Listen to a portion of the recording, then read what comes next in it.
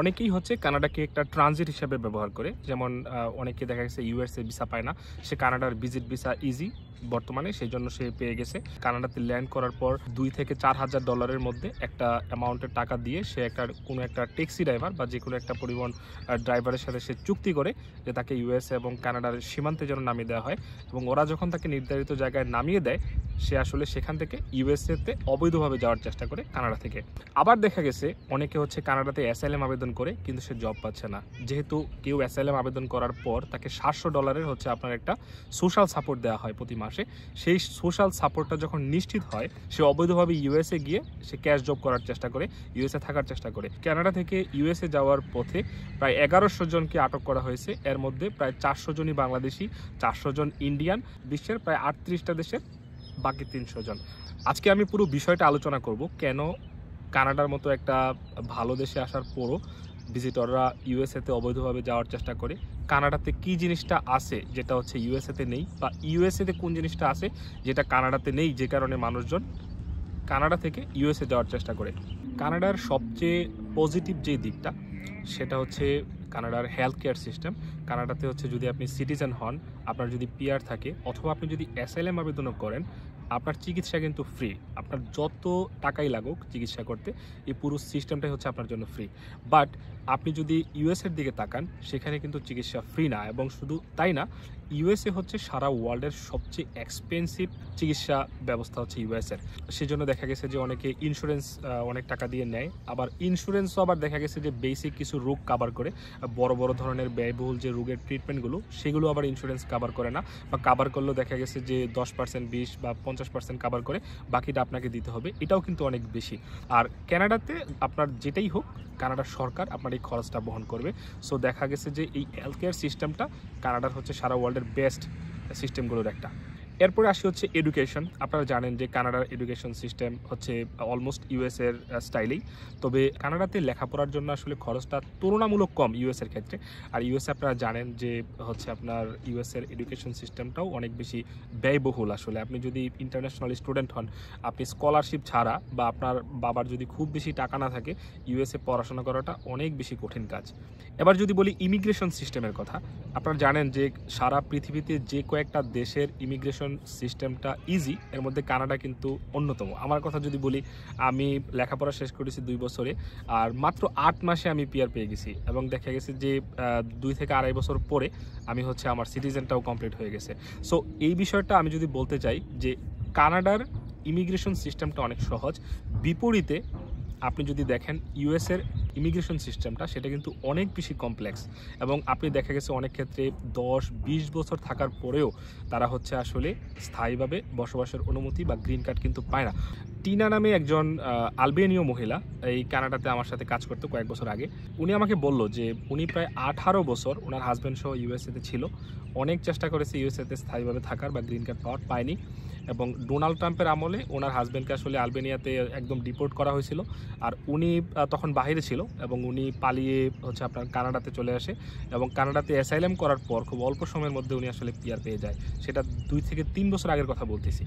আসলে কানাডার ইমিগ্রেশন সিস্টেমটা অনেক ভালো। যারা অ্যাসাইলাম আবেদন করতো এর আগে, দেখবেন যে অনেক বড় একটা অংশই আসলে অ্যাপ্রুভ হতো, এবং আমি দেখেছি যে করোনার সময় পর্যন্ত আমি দেখেছি যে আমার পাশের রুমমেট ছিল, অনেকেই দেখেছি যে আমি হচ্ছে 8 থেকে 9 মাসে হচ্ছে আপনার অ্যাপ্রুভ হয়ে গেছে। কিন্তু এর পরের সময়টা আসলে খুবই খারাপ, যেমন হচ্ছে আপনার ইউক্রেনের যুদ্ধটা হলো, অনেক বেশি হচ্ছে আপনার লোকজন কানাডাতে আসলো, ভিজিট ভিসাটা ইজি করা হলো, অনেক বেশি ভিজিটররা কানাডাতে আসলো, অ্যাসাইলাম আবেদন করলো।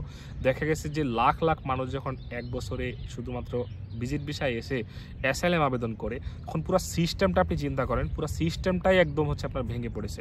এবং দেখা গেছে যে শুধু এক বছরে এই ইউক্রেন যুদ্ধের পর থেকে এই পর্যন্ত ইউক্রেন থেকেই ভিসা পেয়েছে প্রায় 10 লাখ ইউক্রেনীয়। তাহলে চিন্তা করেন কানাডার মতো একটা দেশ কি পরিমাণ হচ্ছে আপনার চাপে আছে ইমিগ্রেশনের দিক থেকে, এবং সেই কারণে বর্তমান সময়ে যারা অ্যাসাইলাম আবেদন করতেছে তাদের অবস্থাটা আসলে আগের চেয়ে কিছুটা খারাপ, এবং অ্যাপ্রুভাল হারটা কিছুটা কমে গেছে।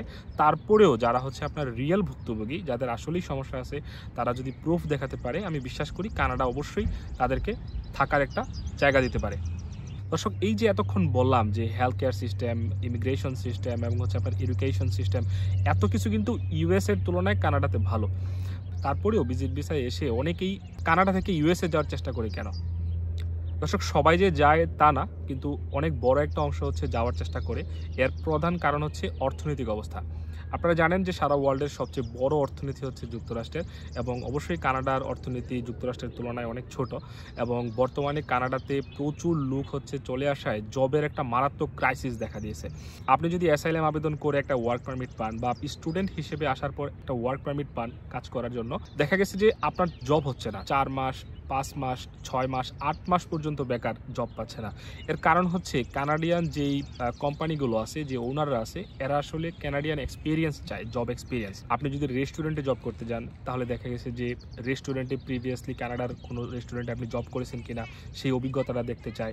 আপনি যদি আইটি সেক্টরে হন, আপনার আইটি সেক্টরে কানাডার কোনো কোম্পানিতে আপনি জব করেছেন কিনা, এই জিনিসটা কানাডার যে কোম্পানিগুলো আছে এরা খুবই প্রায়োরিটি দেয়। কিন্তু ইউএস এর ক্ষেত্রে একটু ডিফারেন্ট। আপনারা জানেন যে ইউএস এর মার্কেটটা অনেক বড়, জব মার্কেটের কথা বলছি।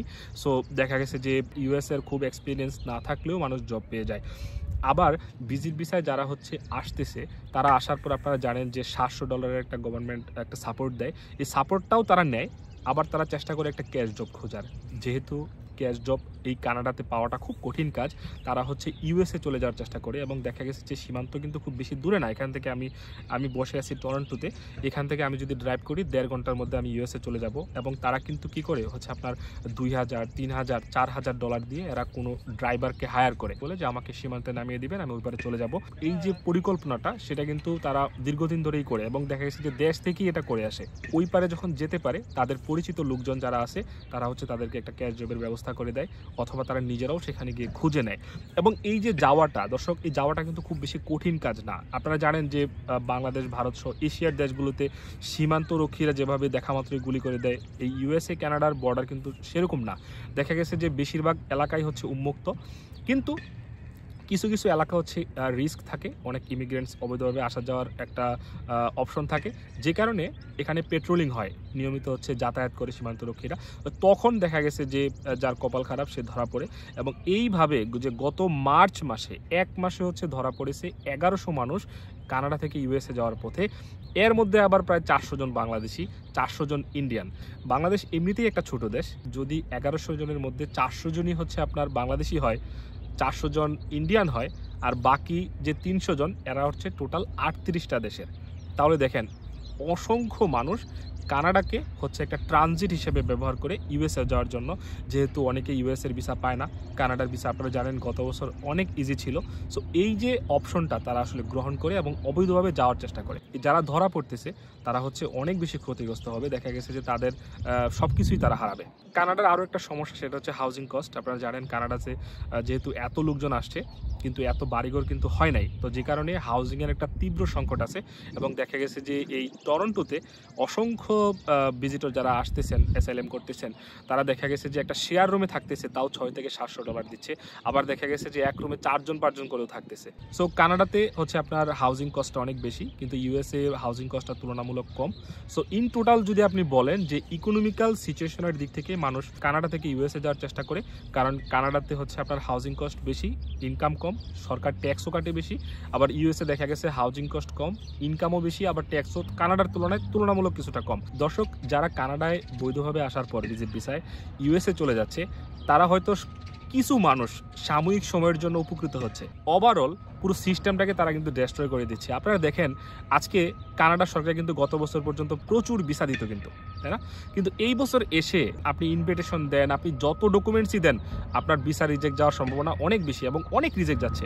এর কারণ হচ্ছে এই মানুষগুলো যারা হচ্ছে কানাডাতে আসার পর তারা হচ্ছে অবৈধভাবে ইউএসএ যাওয়ার চেষ্টা করে, বা হচ্ছে অনেক বেশি পরিমাণ মানুষ অ্যাসাইলাম আবেদন করতেছে, যাদের বেশিরভাগই হচ্ছে ফেক অ্যাসাইলাম করতেছে। দেখা গেছে এর প্রভাবটা দীর্ঘমেয়াদী বাংলাদেশি জনগণের উপর পড়তেছে, এবং দেখা গেছে ইন ফিউচারও বাংলাদেশ থেকে ভিজিট ভিসায় নিয়ে কানাডাতে আসাটা অনেক বেশি চ্যালেঞ্জিং হবে। আজ এ পর্যন্তই। আপনাদের যদি কোনো প্রশ্ন থাকে তাহলে আপনারা আমার এই ফেসবুক গ্রুপটাতে জয়েন করুন। জয়েন করে হচ্ছে এইটাতে আপনারা আপনাদের প্রশ্নগুলো পোস্ট করুন। এখানে অনেক ইমিগ্রেশন এক্সপার্ট আছে যারা হচ্ছে আপনার এই প্রশ্নগুলোর উত্তর দিবে, এবং দিন দিন আমাদের এই কমিউনিটিটা অনেক বড় হচ্ছে। নতুন নতুন ভিডিও পেতে আমার চ্যানেলটি অবশ্যই সাবস্ক্রাইব করুন। ধন্যবাদ সবাইকে।